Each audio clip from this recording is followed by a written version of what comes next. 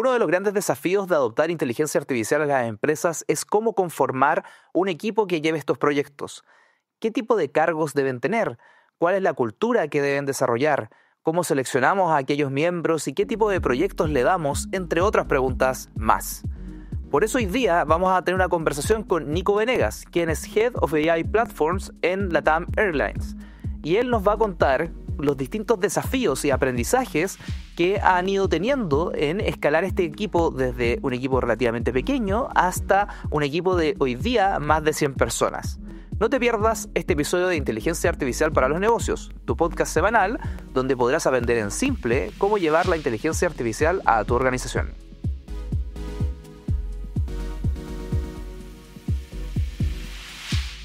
Bueno, Nico, muchas gracias por haber venido hoy día al podcast.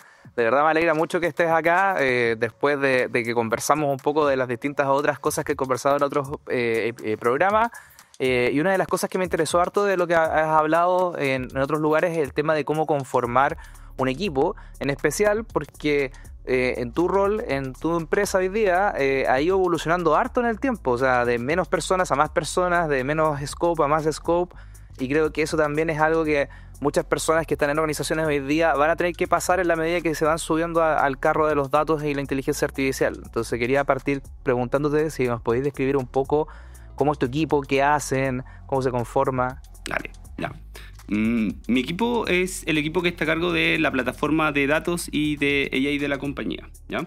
Eso quiere decir que nosotros tenemos que construir una plataforma con distintas capacidades que ojalá toda la compañía pueda utilizar, ¿vale? Mi misión es hacer que todos puedan hacer y que cuando ellos puedan hacer, cada vez puedan hacer más rápido, que puedan hacer más barato y que cuando tengan algunos productos que tengan componentes de AI, componentes de data, el costo de poder operarlos cada vez sea menor. No queremos que en el fondo construyan un producto que tenga AI y que después de haberlo construido tenéis que dejar un ingeniero sentado todos los días mirando lo que esto esté corriendo, ¿vale? Eso es lo que no nos gusta, porque queremos siempre estar construyendo nuevos productos para nuevas oportunidades, para apalancar nuevas estrategias.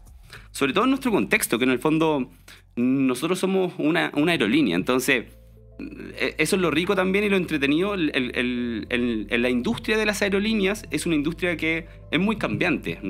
Cuando, por ejemplo, llegó el estallido social, nadie quería venir a Chile, entonces nuestra estrategia tiene que adaptarse, ¿vale? La pandemia, la peor crisis de la industria aérea, nos tuvimos que reinventar. Entonces, ¿cómo lo haces para que el costo de construir un producto sea poquito costoso y el costo de operarlo ojalá tienda a cero? ¿Dale? Esa es la misión de nuestro equipo, ¿vale? Efectivamente, nosotros partimos con un equipo súper chiquito. Hay que recordar que la compañía donde yo trabajo tiene 96 años, entonces no es una compañía nativa digital, no es un Mercado Libre, no es un Rappi, donde me imagino que está todo lleno de APIs, donde están todo lleno de developers y metodologías ágiles, ¿vale? Entonces, en nuestra compañía nosotros partimos con un equipo mucho más chiquito. Pero lo bueno, que también al ser parte de LATAM es súper pragmática, ¿vale? Eso lo tenemos todos en el ADN. Y sobre todo cuando pasa la peor crisis de la industria aérea, ahí eso ya te deja nivel 4 de Saiyajin con cola. Entonces somos extremadamente pragmáticos en nuestro equipo. Entonces nuestro equipo partió de un conjunto de personas, me atrevería a decir de 8, con data scientists, con solamente un ML engineer que era yo, ¿verdad? Y el objetivo en ese momento era poder conectar lo que estaban haciendo, y me decía mi jefe de ese momento, estos científicos locos, ¿vale? Con la compañía. Me decía, como que no logro conectarlo. Y claro, él me estaba pidiendo que en el fondo pudiésemos llegar a producción, que se conectara fácil con los distintos sistemas y personas de la compañía. Entonces, eso lo empezamos a hacer para el conjunto de data scientists, ¿vale? Principalmente con técnicas de machine learning y puesta en producción MLOps, ¿vale? Entonces, nos dimos cuenta de que esto empezó a funcionar muy bien, lo empezamos a hacer cada vez más rápido y la gente, por supuesto, no quiere quedarse atrás. Entonces, hay algunas unidades de negocio que al comienzo la veían como ese debe ser el nuevo proyecto fancy y cool de LATAM, donde traen algunos chicos inteligentes y hacen algunas cosas choras. Y después nos veían, chuta, esto funcionó, esto le cambió el proceso de negocio a la unidad X. Entonces, yo no me quiero quedar atrás. ¿Cómo lo hago para trabajar con ustedes? ¿vale? Entonces empezó a crecer, empezamos a efectivamente a necesitar más talento, y un equipo que en ese momento era chiquito, me atrevería a decir que ha crecido por lo menos 60x desde ese momento. Yeah. Sí, 60x más o menos de ese momento, sí. Estamos hablando, cuando tú dijiste, veréis un par de personas y ahora son Sí. más de... En mi equipo, de hecho, en ese momento yo tenía una posición de contribuidor individual. Luego yo tenía un conjunto pequeño de ML Engineers, ¿vale? Y lo que hoy día yo lidero directamente son cercanos a 100 personas, ¿vale? Con distintos roles. Y esos roles lo que se tienen que hacer cargo es de construir y diseminar el uso de la plataforma. Y eso es muy importante, porque no basta con tener la plataforma construida si es que nadie la utiliza. Y estas 100 personas se enmarcan dentro de un equipo de datos más grande que está distribuido. LATAM es una compañía que tiene cerca de 40.000 personas, con operación en principalmente Chile, Brasil, Colombia, Ecuador, Perú, ¿vale? Pero también conectamos con 155 destinos, entonces nosotros tenemos operación en otros países. A diferencia de otras compañías que pueden vender a otros países, LATAM tiene operación, gente contratada en otros países, tiene que estar bajo la regulación que es de distintos países. Entonces, esta plataforma se enmarca en que todos lo pueden hacer, todos la pueden ocupar, no solamente el equipo de Chile, no solamente el equipo de Brasil, sino que también todas las distintas unidades de negocio, marketing, mantenimiento, operaciones, seguridad operacional, etcétera, etcétera. Entonces, ese es nuestro objetivo. ¿Cómo ha ido creciendo? Bueno, partimos con este equipo pequeñito. Hoy día lo que hacíamos en ese momento cada vez se hace a mayor escala con distintas tecnologías y líneas de trabajo. Entonces, lo que partimos haciendo con Data Science, después nos dimos cuenta de, oye, esto para Data Science y Machine Learning funciona muy bien.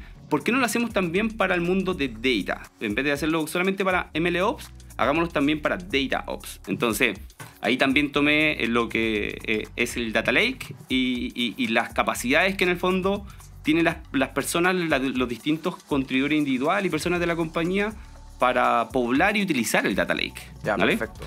Entonces hemos ido creciendo bastante. Buenísimo.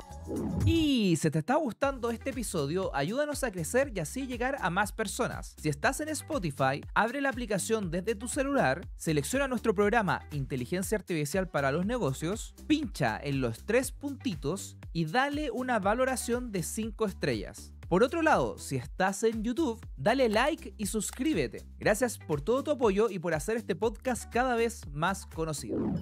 Entonces, hay un par de términos que me gustaría como introducir para por si acaso hay alguien que quizás no es de este área que ha hablado, que no conoce tanto esos términos. Por ejemplo, tú mencionaste que tú partiste como un ML Engineer. Sí. ¿Qué significa ser un ML Engineer? ¿Por qué una empresa como que esencialmente tú dijiste no es nativa digital llega a necesitar una posición como esa? Sí.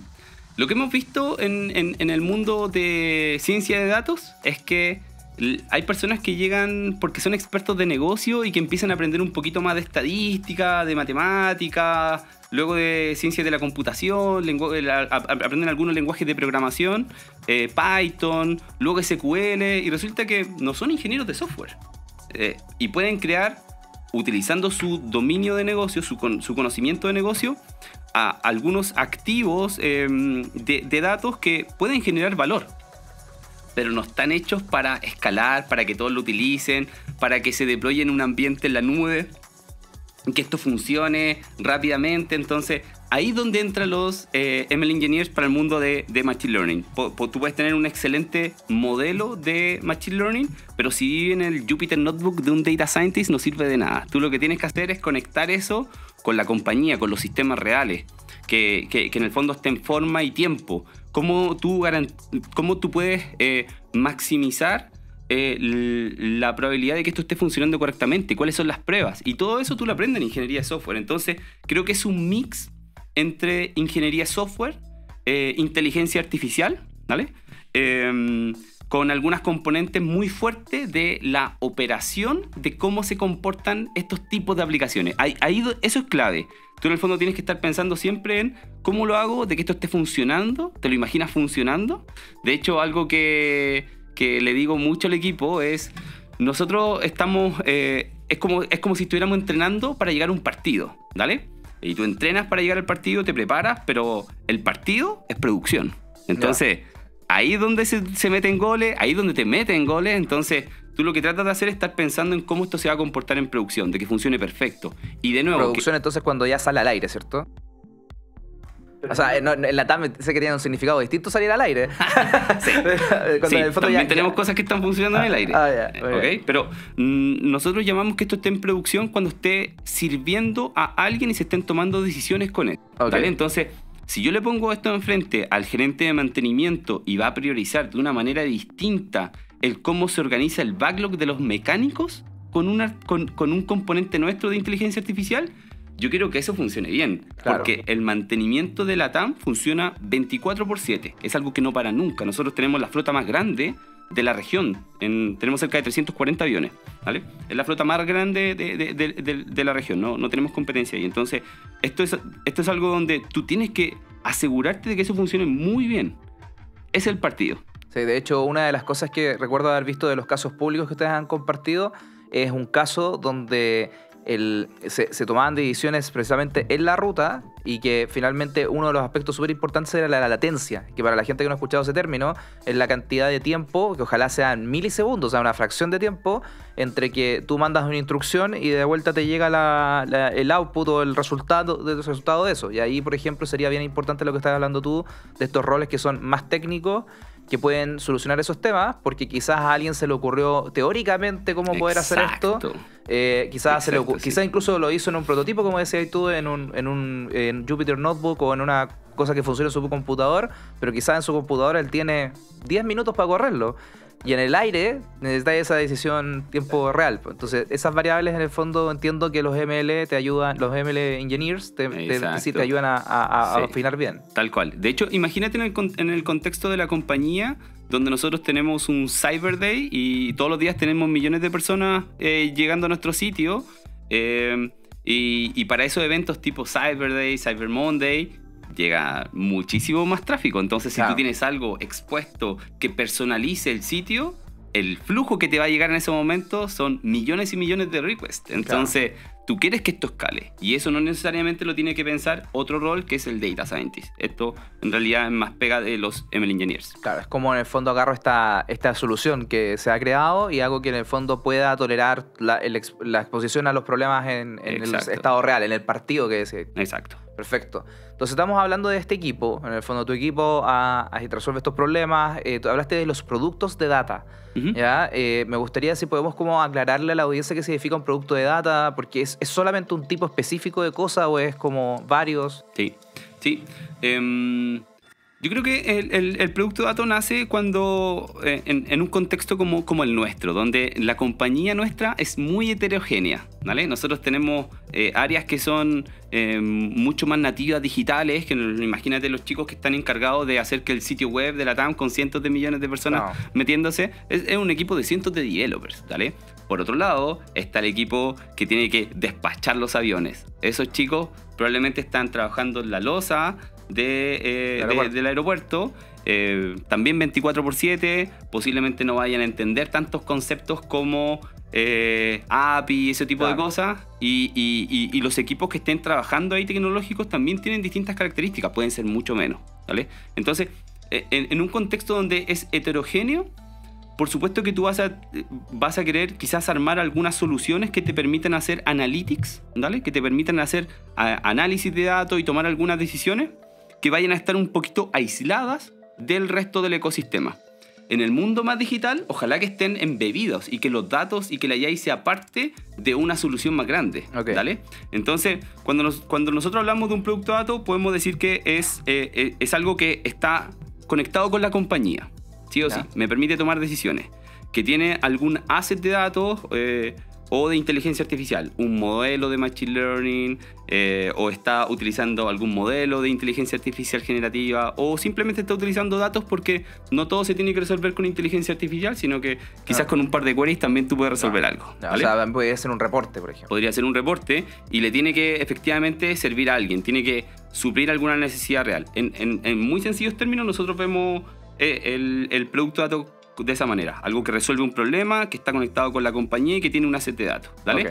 Pero de nuevo, si tú transitas hacia un estadio de madurez más maduro, valga la redundancia, en términos digitales, es difícil de identificar el producto de datos porque en realidad tú estás hablando ya de un producto digital donde los datos y la AI están embebidos dentro. Perfecto. ¿Cierto? Sí. Oye, y también dentro del equipo mencionaste que hay distintas necesidades que van resolviendo. Esta parte como de conectarse con el negocio, la parte que hablamos técnica. ¿Qué tipo de profesionales conforman un equipo así? Mira, nosotros tenemos distintos roles dentro de nuestro equipo. Y de nuevo, yo soy parte de un equipo yo lidero el equipo de plataformas, y este equipo de plataformas tiene que construir la plataforma, por supuesto, y hacer que la plataforma se utilice en los distintos dominios, ¿vale? Entonces, en los dominios de negocio, imagínate ahora mantenimiento, marketing, revenue management. Esos dominios, por supuesto, que van a tener data scientists, si es que quieren construir algún asset con data science, machine learning, ese tipo de técnica. Van a tener ingenieros de datos que van a tener que preparar esos conjuntos de datos, esos pipelines de datos para que los analistas, los data scientists los utilicen. Van a tener estos machine learning engineers, ¿vale? Para asegurarse de que estas soluciones, ojo que no siempre se necesita un machine learning engineer. Yo de hecho trato de hablar de los machine learning engineers como que son un ingeniero de fisión nuclear, o sea, es alguien que... para un problema sencillo debería... Y ojalá que esos problemas sencillos lo abarque la plataforma, o que el 80-20 lo abarque la plataforma, y cuando tú quieres algo realmente nuevo e innovador y desafiante en términos técnicos, trae al ingeniero de fisión nuclear, que es el ML Engineer, ¿vale? Para no generar una expectativa de que todos nuestros equipos tienen estos roles, ¿vale? Y también hay otros roles que nosotros lo hemos visto en la industria. Algunos lo llaman Analytic Translators, otros lo llaman Project Managers, otros lo llaman analistas de datos. Se solapan en algunas funciones, no en todas, ¿vale? Por ejemplo, para nosotros el Analytic Translator es una persona que nos permite efectivamente ser un puente entre un dominio de negocio y el equipo técnico, ¿vale? Probablemente el data scientist o el machine learning engineer o el data engineer no vayan a saber de ingeniería de motores, pero si nosotros tuviésemos un analytic translator que entienda muy bien de ese dominio en particular, que quizás haya sido piloto, que tenga instrucción como piloto, o que haya trabajado vendiendo aviones, ¿vale? Probablemente vaya a tener esa experiencia en ese dominio en particular. Pero además se fue especializando y aprendió de datos, aprendió de analytics. Entonces, él sabe lo que puede hacer un data scientist, él sabe lo que puede hacer un machine learning engineer. No lo tiene por qué saber el ingeniero de motores. Por supuesto que no. Entonces, él nos permite ser ese puente. Esa es una función. ¿Y viene desde el área técnica generalmente? ¿O es alguien que en el fondo quizás es desde negocio y aprende cómo es esa formación? Lo que hemos visto, y este es el caso y estos son los que a mí más me gustan, ¿vale? Es que en realidad es gente que nace desde los dominios de negocio y que fue aprendiendo de data, ¿vale? Okay. Y que son los chicos como más nerds dentro de los equipos y que, oye, yo aprendí un poquito de SQL, oye, yo aprendí un poquito de Python. Y resulta que después con entrenamiento, cuando las personas muestran interés, cuando las personas tienen esas capacidades analíticas, lo aprenden. Nosotros hemos visto gente que... Yo no lo he visto... esto no lo he visto en la TAM, pero he visto enfermeras aprendiendo súper bien SQL, ¿vale? He visto gente de la educación aprendiendo súper bien también SQL, Python. Entonces, esas cosas se aprenden hoy día, ¿vale? Abogados también tirando queries como lo podría hacer un data scientist. Y tú dices, ¿qué va a hacer un abogado tirando queries? Entonces, esa es una de las funciones de los Analytic Translators. Pero si te das cuenta... un product manager tiene que tener la visión de producto. Un analytic translator, si quiere construir un producto de datos, de nuevo en un dominio más maduro, también tiene que tener esa visión de producto. ¿Qué vamos a hacer con esto? ¿A quién le va a servir? ¿Vale? Entonces, se pueden solapar en lo que te estoy diciendo. Para nosotros también, como te decía antes, es muy importante ser pragmáticos. Entonces, ¿cuánto valor genera esto? ¿Cuánto valor genera esto para la compañía? Entonces, medir ese impacto también es una de las funciones del Analytic Translator. Yeah. Y lo podría hacer del Product Manager también. Voy a volver a esa pregunta de medición más adelante porque me gustaría profundizar un poco más ahí, porque creo que a todos cuando hacemos un proyecto analítico nos cuesta un poco como bajar esa pelota al suelo, pero por ahora también quería abordar un poco más en la parte que dijiste recién de la composición del equipo y hablaste de que una persona puede ganar habilidades. ¿Cómo se entrena un equipo como este? En el fondo, porque también las cosas van cambiando muy rápido, salen nuevos modelos, salió toda esta cosa de la IA generativa que no estaba en el scope tan potente como antes. ¿Cómo se mantiene al día un equipo así? Sí. Cuando escuchaba tu pregunta, como que en mi cabeza venía un flashback de los últimos 6 años y efectivamente, quizás hace 3 no estábamos tan conscientes de la inteligencia artificial generativa y hoy día creo que tenemos soluciones extraordinarias que utilizan componentes de inteligencia artificial generativa, que escalan, que lo utilizan cientos de personas, también tenemos cientos de productos utilizando, entonces efectivamente hay que estar aprendiendo siempre. Entonces para mí el aprender es parte de la pega. La pega en Chile nosotros le decimos al trabajo, sí. A la chamba. ¿Vale? Entonces el aprender es parte de tu trabajo. Entonces, al menos en mi equipo, yo tomo muy en consideración los que están aprendiendo. ¿Vale? Yeah. Lo bueno es que el ADN de mi equipo ya lo tiene. Entonces, siempre están aprendiendo y súper importante, de nuevo, en mi formación de equipo al menos, es súper importante el ser equipo. ¿Vale? Okay. Yo lo veo como si fuéramos un equipo de alto rendimiento, pero algo así como que estuviéramos jugando la Champions League, ¿vale? Como un Real Madrid, un Barcelona que, dale, tú podés tener una figura, sí, pero la figura por sí sola no va a ganar el campeonato. Entonces tú necesitas que esas figuras en conjunto se complementen, que jueguen en equipo, que se confíen, que se den feedback, ¿vale? En ese esquema de juego yo podría ser como el director técnico de la selección, ¿vale? Justo estamos en un mal momento no sé si vale la Chile, pena. así que no vamos a entrar en ese... Chile fue eliminado. Sí, Chile acaba de ser... De hecho, el último lugar, así que... Malísimo, dale, tema sensible. Pero pensemos en otra selección más exitosa. ¿Vale? Entonces, efectivamente, mi rol es poder contribuir en armar ese equipo, ¿vale? Yo no le voy a decir hoy día a esa estrella, esa figura, cómo la puede parar de pechito y pegarle, o sea... Tengo ingenieros que, por supuesto, que saben muchísimo más que yo técnicamente. Yo no les voy a enseñar eso. Yo lo que tengo que tratar de hacer es hacer que todo esto cuaje. Entonces, tomando tu pregunta, tengo que asegurarme de que ellos estén aprendiendo, de que compartan sus aprendizajes, ¿vale? Y que este crecimiento sea en conjunto, que no dejemos a nadie atrás, ¿vale? Okay. Hay distintas formas de hacerlo. Nosotros tenemos distintos tipos de instancias para poder conseguirlo. Siempre están estas sesiones de transferencia de conocimiento, que las puede hacer en distintos formatos. De hecho, nosotros tenemos una semanal que es una cápsula de conocimiento de media hora. Entonces llega alguien, pasa al frente y muestra en media hora algo que puede ser muy útil para el resto, ¿vale? Y después puedes tener sesiones más largas, más enfocadas en distintos roles, sesiones más técnicas, más de hands-on. Por ejemplo, nosotros también tenemos dentro de nuestro onboarding bootcamps, ¿vale? Y no solamente dentro del onboarding, sino que constantemente lo que trato de hacer, no sé, cada 3, 4 meses, ok, ¿qué nuevo salió de inteligencia artificial generativa? Lo metemos dentro de la plataforma, quedan disponibles como capacidades, y como yo quiero que todos sepan ocupar estas capacidades y que sea parte de su maletín de herramientas, lo que hacemos es embeber estas capacidades dentro de un bootcamp con un ejercicio, y tú llegas al bootcamp y se va, comparte pantalla. Ok, dale, y están otros 12 o 20 mirando, que están también en el bootcamp, y ok, esto es lo que tenemos que resolver. Y entonces ya no es ver la PPT, no es algo teórico, sino que es comparte pantalla y lo vamos resolviendo todos en conjunto haciendo pairing, ¿cachai? Ya, te di un error, perfecto, déjalo hasta ahí, comitea, puchea, déjalo hasta ahí. Nolan, comparte pantalla. Entonces, ahora Nolan va compartiendo pantalla, nos muestra todo y todos vamos resolviendo un problema en conjunto. Entonces, ahí te das cuenta, es otro ejemplo de cómo le va subiendo el nivel al equipo y cómo van aprendiendo en conjunto. Perfecto, te capto. Oye, ¿cómo se recluta una persona de este tipo? De fondo, a estos perfiles que estás buscando, hoy día están muy en demanda. Hablaste de que hay otras empresas que también son de rubros más nativos digitales que también están muy demandantes de este tipo de perfiles. ¿Cómo en el fondo, si yo soy una empresa que está tratando de entrar a este mundo, convenzo a alguien que venga acá? ¿Qué tipo de cosas le importan? ¿Qué tipo de cosas he notado que son buenas para que la persona se quede?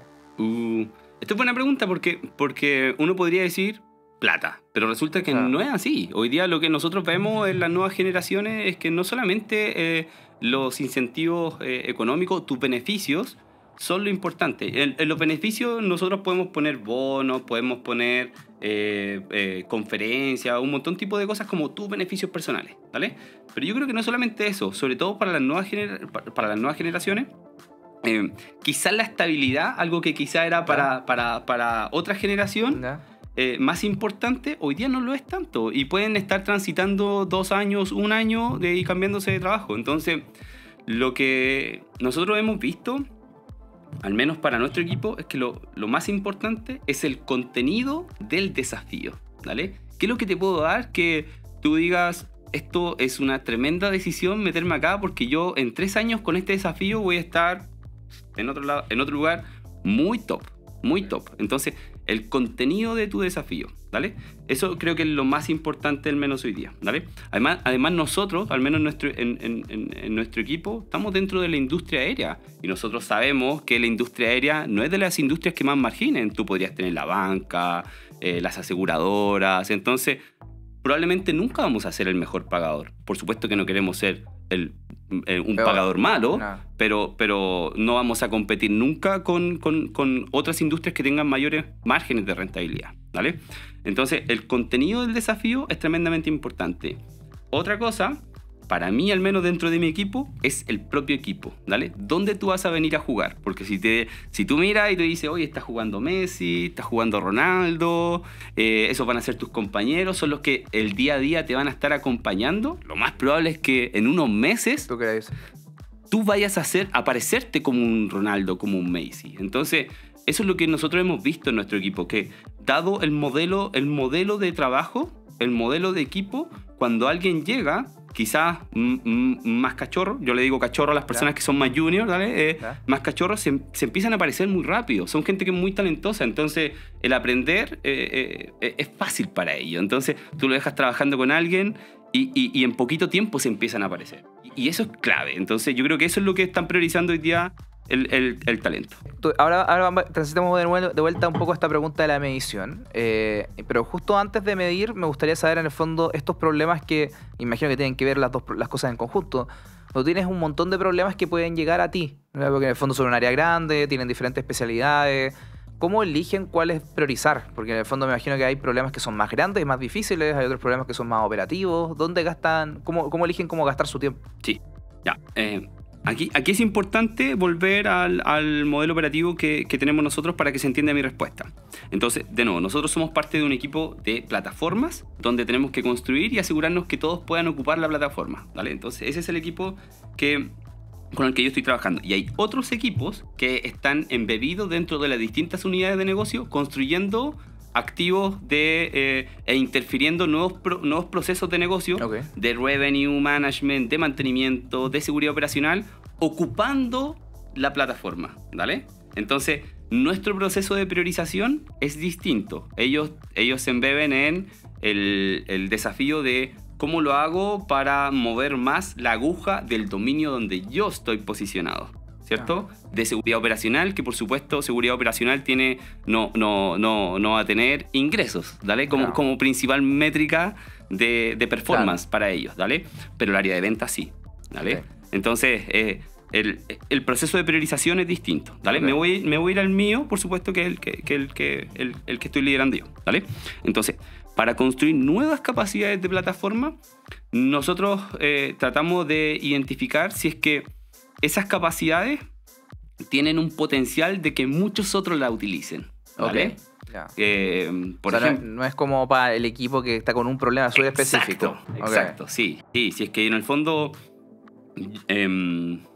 yo veo que es algo muy particular de ese equipo, de ese dominio, lo más probable es que deje que ellos avancen construyendo una solución ad hoc para ellos mismos, que no sea parte de la plataforma, pero si vemos que existe potencial, ya sea en el mundo de procesamiento de datos, ya sea en el mundo de Machine Learning o de inteligencia artificial generativa, lo que vamos a tratar de hacer es poner esas capacidades dentro de la plataforma para que cuando utilicen la plataforma todos los demás tengan eso ahí disponible y que sea muy fácil de utilizar, etcétera, etcétera. Pero esto tiene igual una complejidad, que es que hay algunas que son muy sencillas de encontrar. No sé, si tú quieres de identificar, si tú quieres construir un modelo de propensión, probablemente te va a servir en revenue management, probablemente te va a servir en mantenimiento, probablemente te va a servir en marketing, te puede servir prácticamente en cualquier unidad de negocio, ¿vale? Entonces, eso es algo que yo obvio que tengo que construir, ¿vale? Okay. Tiene que estar disponible esa capacidad ahí, ¿vale? Entonces, no tengo tanta incertidumbre respecto a la adopción, ¿vale? Esto se va a adoptar, se va a utilizar. Recuerda que en el mundo de plataformas yo lo que quiero hacer es que la gente utilice la plataforma, ¿vale? Entonces, esto se va a adoptar. Sí o sí, tengo menos incertidumbre, ¿vale? Probablemente un alto impacto cuando esto ya esté construido en términos de que todos lo vayan a estar utilizando y generando cosas muy, muy brutales con esto. Perfecto. Entonces, solamente para aclarar, modelo de prevención, entonces, por ejemplo, a un cliente X tú le das un score de qué tan probable es que vaya a comprar o no. Entonces tú me decís, oye, en realidad esto es evidente que se va a ser ocupado, porque esto yo lo podría ocupar para marketing y lo podría ocupar para, por ejemplo, el cliente que estoy pensando si le hago un producto personalizado, si lo llamo en el servicio al consumidor. O sea, en el fondo hay varias razones por las cuales a mí me interesaría tener esa columna adicional en mi base de datos. Ya, perfecto. Sí, eso se puede utilizar en revenue, se puede utilizar para personalizar el sitio, se puede utilizar para mandar una oferta, se puede utilizar en distintas partes. No. Incluso en el mundo más operacional, ¿vale? Entonces, la capacidad de construir un modelo de propensión tiene que estar dentro de la plataforma. Los que quieran construir un modelo de propensión tiene que ser fácil, tiene que ser sencillo. El costo de operarlo tiene que ser mínimo, ¿vale? Entonces, eso sí o sí está, ¿vale? La incertidumbre es menor, ¿vale? Claro. Ahora, ¿cómo lo hago? Con otras cosas que probablemente se vayan a utilizar, probablemente vayan a cambiar la compañía, ¿vale? Te puedo dar un ejemplo, RAG, ¿vale? Y aquí me voy a meter en un área que es un poquito más de inteligencia artificial generativa. RAG en realidad es una técnica que te permite tomar tus documentos y con eso, a partir de tus documentos, generar respuesta. Entonces, claro, cuando uno va a ChatGPT, uno puede empezar a chatear con ChatGPT, pero si tú le pasas tu documento, él va a tener que tomar todo esto, procesarlo y a partir de eso generar una respuesta. Exacto. ¿Vale? Ahora, por supuesto, no todo el mundo tiene una licencia de ChatGPT, ¿vale? Y si tú quieres generar un proceso automatizado que esté embebida la AI dentro del ecosistema, que, no sé, quizás tomes tus contratos y que estés generando algunas recomendaciones o asistiendo a algunas personas, la capacidad de recuperar y generar todo esto puede ser relevante, ¿vale? Puede cambiar el cómo los equipos se están comportando. Imagínate la TAM, que es una compañía orientada a procedimientos, ¿vale? O sea, si tú quieres volar con tu mascota, hay un procedimiento. Si tú quieres amarrar la carga de un animal vivo, hay un procedimiento. Te dice qué tipo de amarre tienes que utilizar, dónde, cuáles son los centros de peso-balance. Entonces, en la TAM es una compañía orientada a procedimientos. ¿Cómo vas a canjear tus millas? Hay un procedimiento para eso. Entonces, todo eso está documentado, ¿vale? Lo que yo quiero hacer es que en el fondo se ocupe toda esa documentación que puede estar en el Drive, en el sistema de archivos de alguien, en el sitio web, y que se utilice para generar algo más inteligente. Entonces, lo que yo he hecho, al menos en mi equipo, es tener equipos que tienen menor nivel de incertidumbre en términos de capacidades que yo sé que tienen que escalar, que tienen que funcionar súper bien, tienen que ser seguras, etcétera, etcétera, etcétera. Y hay un equipo en particular que juega con mayor incertidumbre. Entonces, es ahí donde yo les puedo decir, ya mira, ustedes tienen que, su trabajo es despejar esta incertidumbre, hacer de que tienen que ayudarnos a entender cuán complejo es construir esto y, por supuesto, quién lo podría utilizar. Entonces tú despejas exactamente esas dos variables tratando de reducirlas, ¿vale? Cuando logramos reducirla y tú dices, efectivamente, pues esto no era tan complejo, o ya entendí la complejidad, y ya sé quién lo va a ocupar, tú se lo puedes pasar al otro equipo que ya se va a la segura y hace que todo sea escalable, ¿vale? No. Eso desde el punto de vista de plataforma. Además que en ese proceso tú probablemente ganaste información de cuánto del costo. O sea, por ejemplo, pensaste quizás inicialmente que el RAG era un par de cosas, pero después te diste que en realidad había que hacer algunos ajustes dado la naturaleza de los documentos y eso. Exacto, empieza. Sí. Y un costo que pensaste que quizás, voy a inventar un número, era como $0.1 por consulta, resulta que son 0.4 y con 0.4 ya el caso no empieza a ser tan obvio. Sí, tal cual. Y tú empiezas a generar algunas conversaciones en la compañía como que tampoco las entendía al comienzo. O sea, por ejemplo, ¿qué pasa si es que yo tomo los documentos legales dentro del mundo operacional que te dicen, tú tienes que cumplir con cierta regulación, ¿vale? ¿Estás dispuesto a fallar ahí? ¿Qué pasa si es que fallas? no cumples con la regulación. Entonces, Claro. ¿sabíamos esto al comienzo? ¿Sabíamos que en algunos dominios en particulares el costo de fallar no te lo puedes comer? Entonces, ok, la capacidad de rack quizás sea muy buena para algunos equipos que en realidad si falla, ok, no pasa nada. Quizás diste una mala recomendación de venta, pero no estás incumpliendo con la regulación operacional, ¿vale? Claro. Entonces, esas son cositas que en el fondo yo creo que uno va entendiendo cuando tú quieres adoptar un producto, ¿vale? Y se genera producto de las conversaciones. Oye, te traje esta nueva capacidad y resulta que, ok, listo, probémosla. Y resulta que es, ya, pero espérate, ¿qué pasa? ¿Cuán bien funciona esto? ¿Cómo logro entender por qué me está dando esta respuesta? Explicabilidad. Y de nuevo, vuelvo como un producto o con roles más técnicos como ML Engineers, que son los que tienen que poder responder estas preguntas que al final son de negocio. Y tú le empiezas a dar herramientas a la gente de negocio para que pueda responder estas preguntas de explicabilidad, por ejemplo, ¿vale? ¿Cómo puedes evaluar cuán bien funciona tu AI? ¿Dale? Sí. Otro tema súper técnico, de hecho fue lo que estuvimos presentando con nuestro equipo en la Google Next, en términos de evaluación de estas capacidades de inteligencia artificial generativa. Entonces, ahí tú te das cuenta cómo estas nuevas capacidades cambian la compañía, ¿vale? Y es súper bonito porque al final los equipos de negocio se empiezan a transformar y ven cosas que ahora pueden hacer que antes no, que antes eran prohibitivamente costosas. Y decían, yo no puedo tomar mi documento y procesarlo. Yo para eso tengo 2, 3, 4, 6 analistas y resulta que ellos están trabajando 24/7 y ellos son los que nos ayudan. Claro. Ya, ahora resulta que parece que se puede hacer de una manera muy distinta y cambia la forma en cómo operan los equipos completos y para nosotros la experiencia de nuestros pasajeros. Claro, porque además probablemente esto también te ayudó a dar una respuesta más rápida, por menos días de burocracia. Exacto, sí. Procesos que nosotros teníamos que eran semanas, pasaron a ser minutos. Entonces eso cambia la compañía. Claro, eso cambia un poco como las prioridades de ese equipo probablemente. ¿Interesado en adoptar la IA en tu empresa? Pues te tengo buenas noticias. En Evo Academy diseñamos distintos cursos corporativos sobre cómo adoptar tecnología e inteligencia artificial. Ofrecemos cursos tanto para ejecutivos, donde explicamos de forma didáctica cómo entender el potencial de la IA, como para equipos técnicos, donde mostramos cómo puedes construir aplicaciones utilizando modelos de lenguaje, entre otros varios cursos.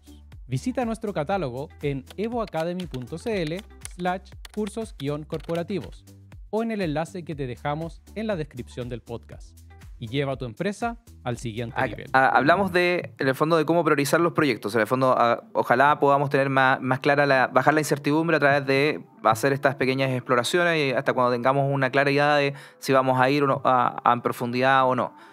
¿Cómo se mide el potencial impacto en esta iniciativa? En el fondo, tú hablaste delante de que habían distintas métricas por distintos dominios. ¿Cómo se eligen ese tipo de cosas? Sí.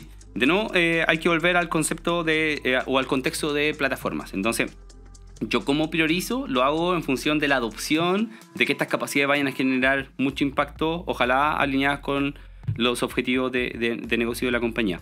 No obstante, quedan dentro del toolkit de herramientas de la compañía para que las distintas unidades las puedan ocupar. Ellos después ocupan estas capacidades, ¿vale? Y ellos miden el impacto de sus propios dominios, ¿vale? Haciendo experimentos, ¿vale? Okay.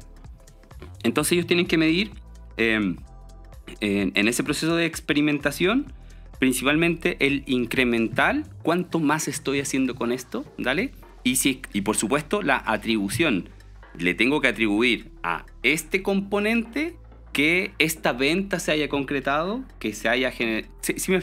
Entonces, ¿cómo se lo atribuyes a esto y no a algo más? Entonces, ese proceso de experimentación, que yo no lidero, que es parte de un equipo de medición y experimentación, es lo que está haciendo nuestra compañía y creo que lo hemos logrado hacer de manera cada vez más sofisticada. De hecho, los chicos, y súper orgulloso de otros equipos dentro del área de datos de la compañía de inteligencia artificial, publicaron un paper en una revista súper prestigiosa respecto a medición. Entonces tú te das cuenta cómo puedes ir invirtiendo en esto hasta el punto de construir un paper. O sea, pues, el cielo es el límite, ¿vale?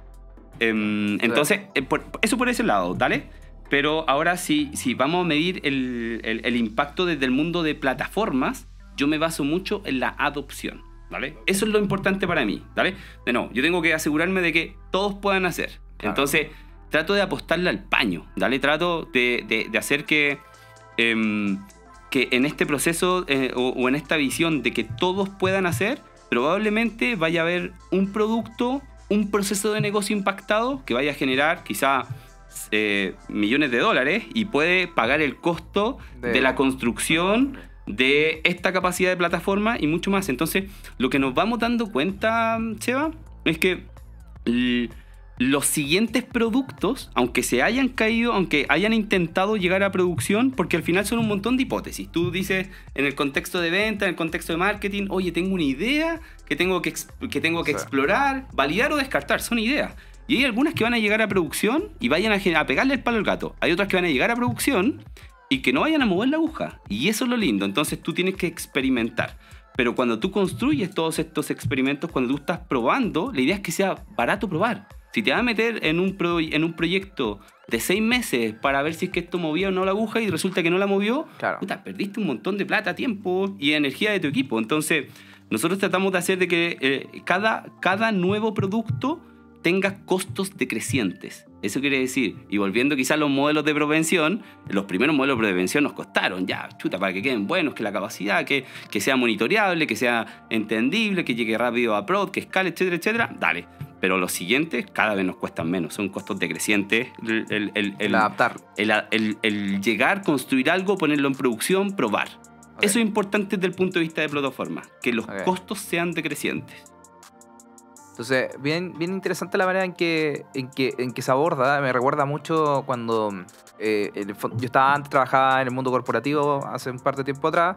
En particular trabajaba en CCU y ahí yo trabajaba en el área de marketing digital, entonces igual tenía harto como dominio en términos de la cantidad de diferentes negocios. O sea, en el fondo veíamos cervezas, veíamos los jugos, las aguas, etcétera.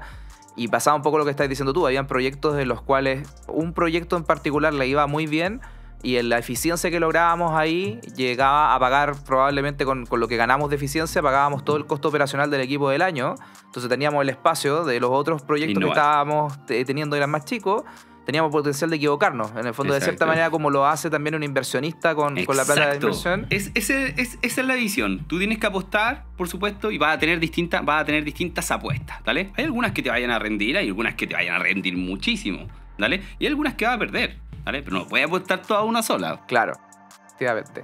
Y hay algún momento en el cual tú hayas sentido como de estos proyectos que han desarrollado como este factor como wow, o sea, como que todo lo que hemos construido como equipo, como que hemos tratado de llegar acá, la metodología nos ha llevado a hacer esto que quizás no era tan obvio que podíamos hacer?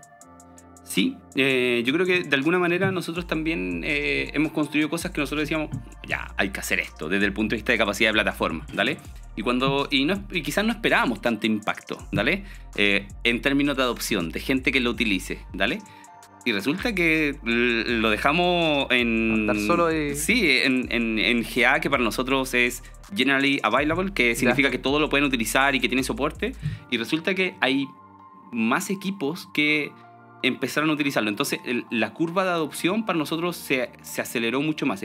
No esperábamos tanta gente usándolo y resulta que fue mucho más sencillo de utilizar. Fue mucho más sencillo la gestión del cambio. No sé, por ejemplo, algo que yo creo que todo el mundo debiese estar haciendo... ¿cómo logras clasificar una situación? ¿Vale? ¿Cómo logras hacer de que en el fondo una inteligencia artificial diga esto es de una categoría y esto es de otro? ¿Vale?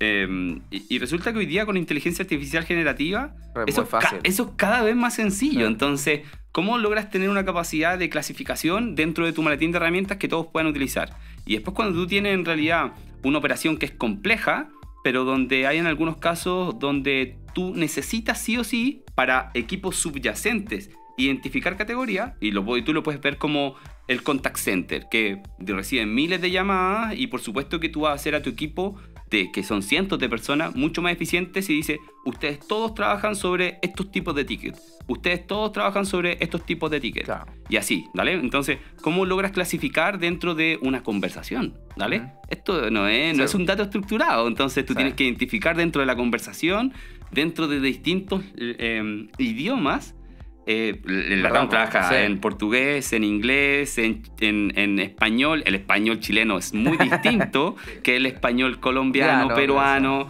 que hablan perfecto. Ojalá que se me entienda a mí, mi compañera, y la gente que esté en Colombia entienda. De hecho, tiende a decirme mi novia colombiana, que hablo muy rápido. ¿Vale?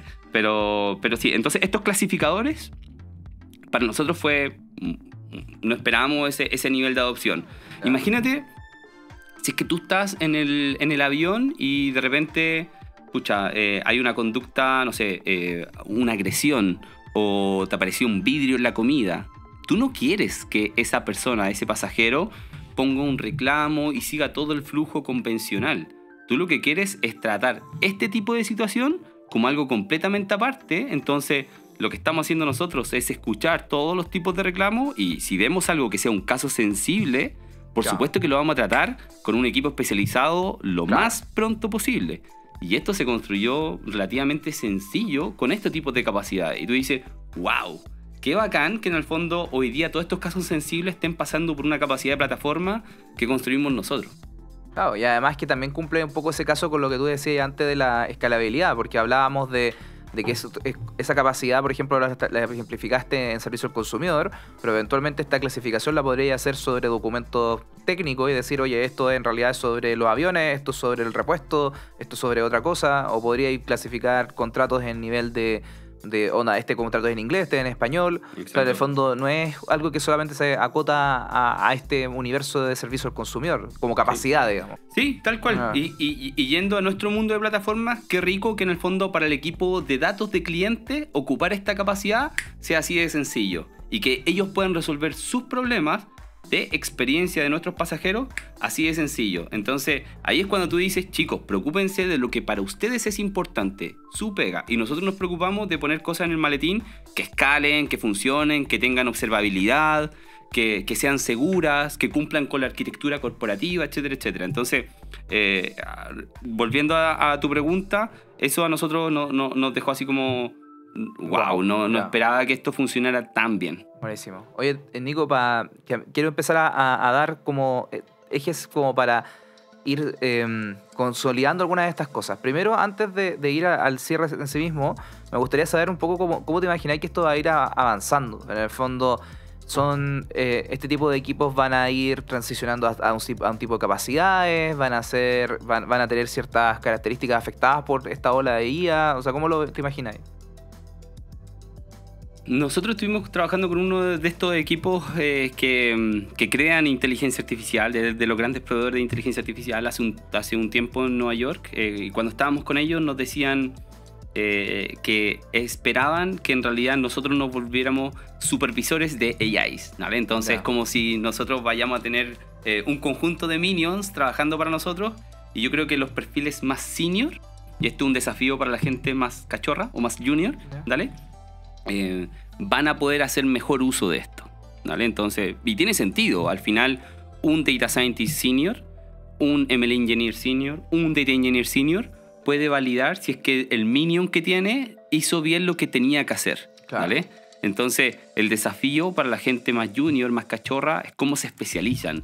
Ser un generalista creo que hoy día no es tan buena idea cuando en realidad hay un request que te vaya a costar 2 centavos y que vaya a ser algo mucho mejor de lo que uno podría hacer. Ojo, y con esto no quiero dar mensajes confusos. No estoy diciendo que uno no tenga que aprender a programar, no estoy diciendo que uno no tenga que aprender cosas técnicas, uno tiene que aprenderlas. Y en el fondo lo que creo es que en el fondo ser bueno en todo, hoy día no sé si es tan buena idea, porque en realidad la inteligencia artificial lo va a hacer mucho más rápido que nosotros, ya aprendió, ¿vale? Entonces, creo que los equipos se van a empezar a ver como supervisores de AIs, ¿vale? Pero si te das cuenta, para nosotros, ¿vale? ¿Qué equipo de plataformas que tiene ya muchas capacidades que sirven para muchos ingenieros, ¿vale? ¿Qué pasaría si que esas capacidades ya no son utilizadas solamente por ingenieros, sino que también esas capacidades son utilizadas por otras inteligencias artificiales? Ok. ¿Dale? O sea, en el fondo como un ecosistema más agéntico, por decirlo así. Sí, yo creo que los agentes efectivamente es un approach. Efectivamente nosotros estamos invirtiendo en eso.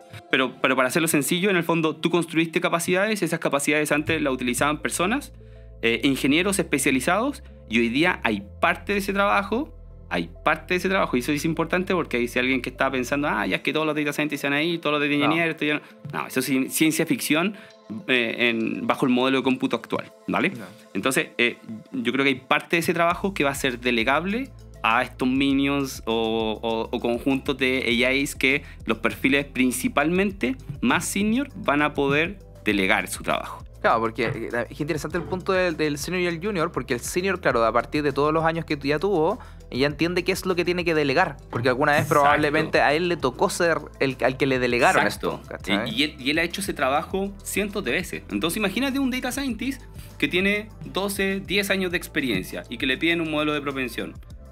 Un modelo de prevención con variables quizás más categóricas, quizás más sencillo, ¿vale? Yo sé que esto se puede complejizar, un modelo de prevención se puede complejizar todo lo que tú quieras, pero no todas las pedidas son así de complejas, no todos tienen un nivel de complejidad alto. Entonces, ¿cómo en el fondo lo hacemos nosotros?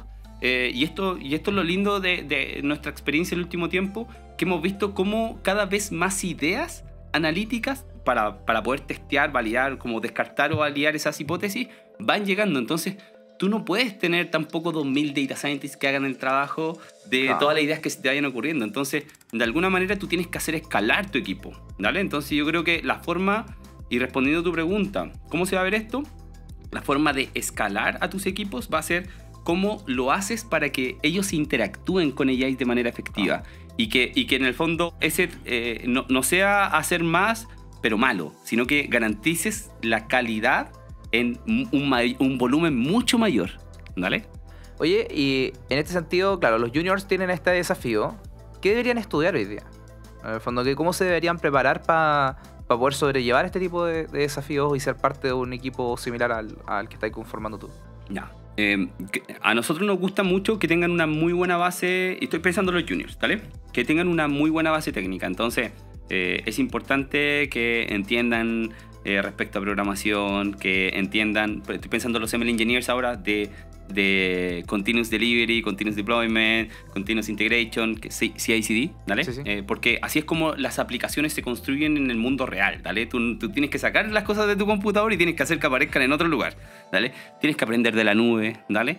No te estoy diciendo, y aquí es donde yo creo que hay que poner foco, no estoy diciendo que aprendan todo, que quizá era lo que uno quería hacer, que quería entender, hace 10 años atrás tú querías entender varios lenguajes de programación, tú querías entender distintos tipos de técnicas, quizás con los fundamentos, entenderlos bien desde el punto de vista de ingeniería software y también de inteligencia artificial, cómo funcionan las LLMs, cómo aprenden, ¿vale? No. Creo que es importante para después utilizarlas correctamente, ¿vale? Eso es una cosa, buenos fundamentos. Lo otro es que puedas ocupar de manera efectiva AI en tu trabajo, ¿vale? Si es que hay alguien que diga, no, es que yo programo mejor sin AI, en realidad creo que no está entendiendo, ¿vale? No lo está entendiendo. Además que la inteligencia artificial ha demostrado que solamente mejora.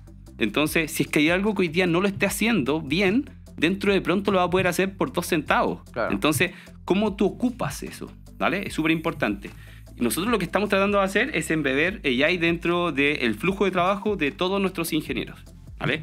Entonces, con esto vamos haciendo de que esto mejore, de que los potencie, de que efectivamente puedan hacer más. Y dentro de ese proceso de hacer más, también es necesario medir. Entonces, ¿cómo mides que ellos efectivamente están haciendo más? ¿Vale? Al menos creo que esas dos.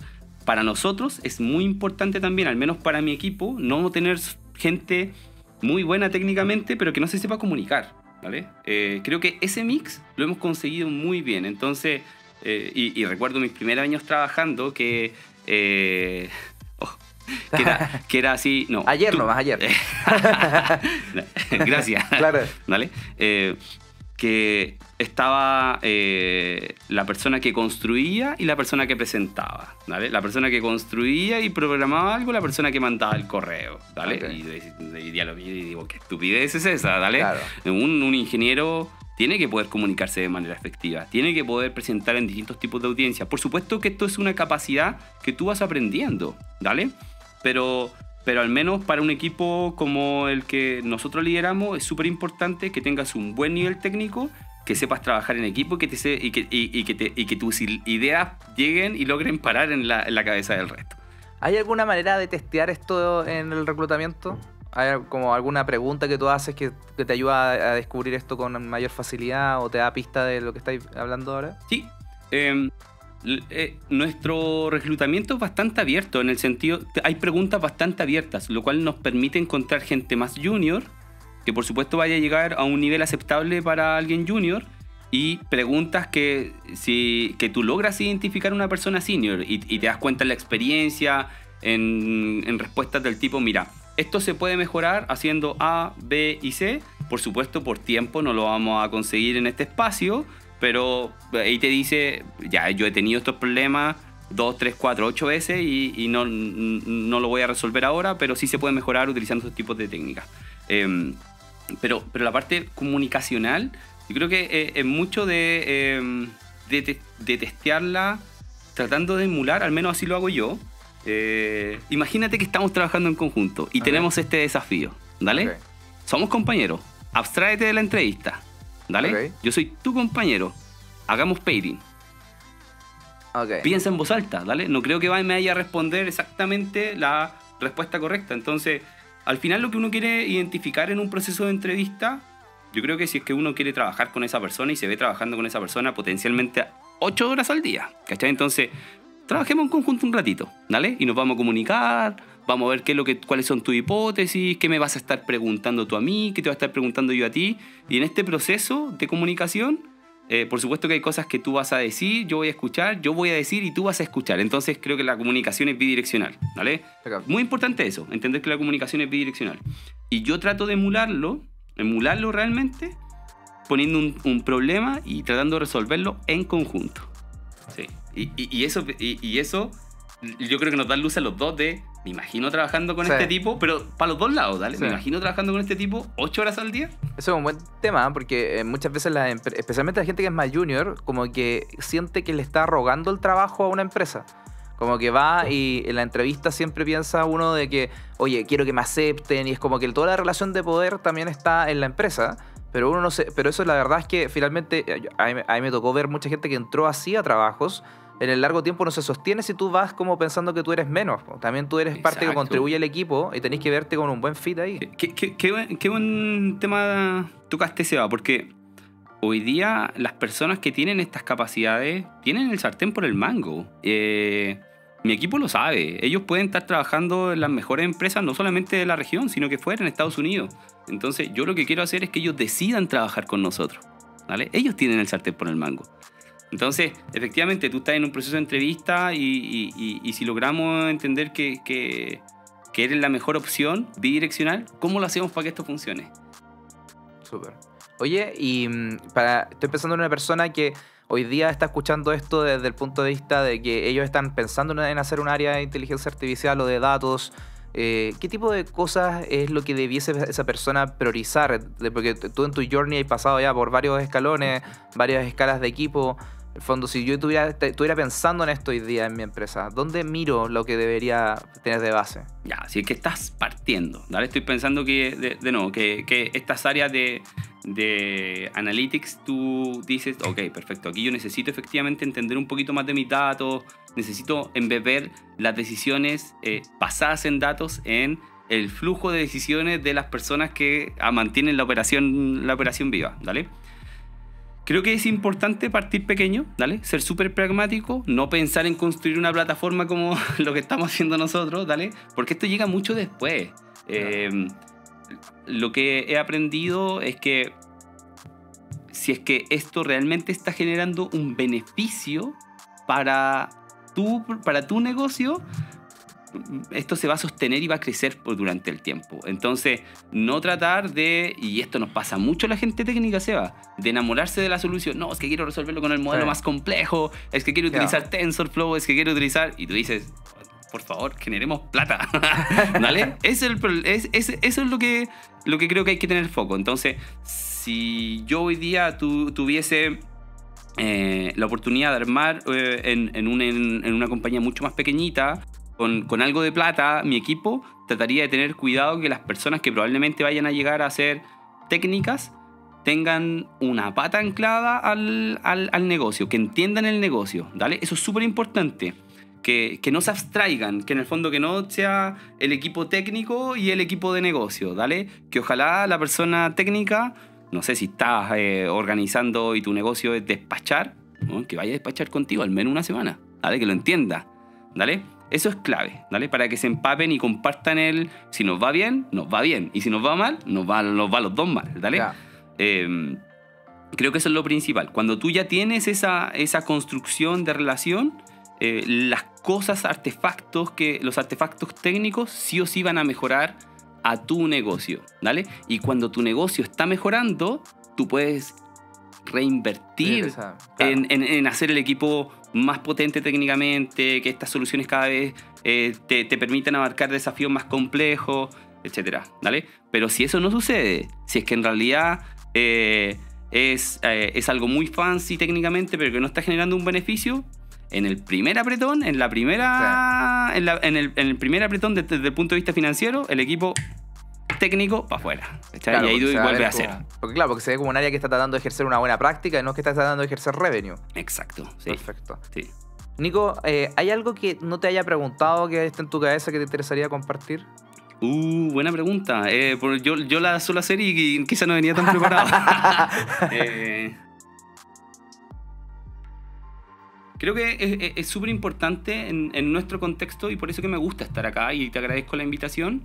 Es súper importante hacer comunidad. Es súper importante estar consciente de qué están haciendo los demás. Me ha tocado estar varias veces en meetups en Estados Unidos y creo que la dinámica que se sigue es distinta. Como que la gente es más motivada con estos tipos de cosas. Recuerdo haber estado también en Nueva York y iba a los meetups. Y resulta que se arma el meetup del meetup. O sea, la gente que le gustó el meetup arma su grupo de estudio. Claro. ¿Cachai?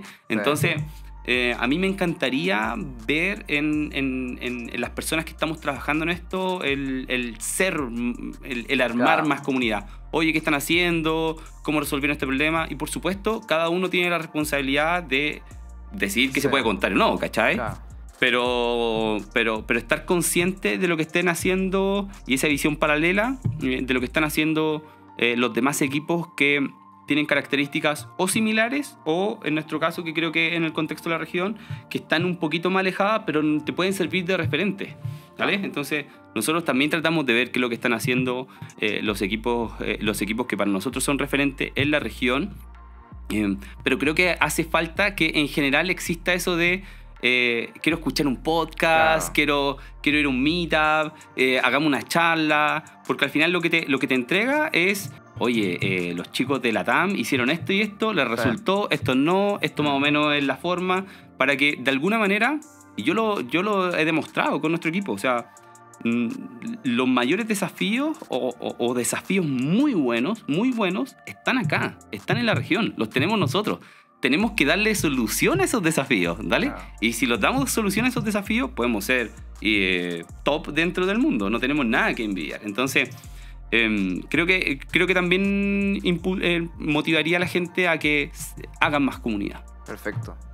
Oye, muchísimas gracias, Nico, por toda la sabiduría que trajiste hoy día. Creo que para las personas que estamos pensando o en contratar gente o pensando en cómo deberíamos escalar distintos proyectos, este tipo de cosas nos ayuda mucho a ver como esta visión de cómo va a ser el trayecto. Felicitaciones a ti y a tu equipo por todo lo que han estado haciendo. Gracias. Y para la gente que está en la casa, recuerden que si les gustó esta conversación pueden siempre darnos un like en distintas plataformas, subirnos las estrellitas en Spotify, y todo ese tipo de cosas ayudan a que el podcast llegue a más personas y por ende podemos traer más invitados buenos como Nico y otros más que nos puedan ayudar a entender más de cómo aplicar la inteligencia artificial en las empresas. Muchas gracias por escucharnos hoy día y hasta la próxima.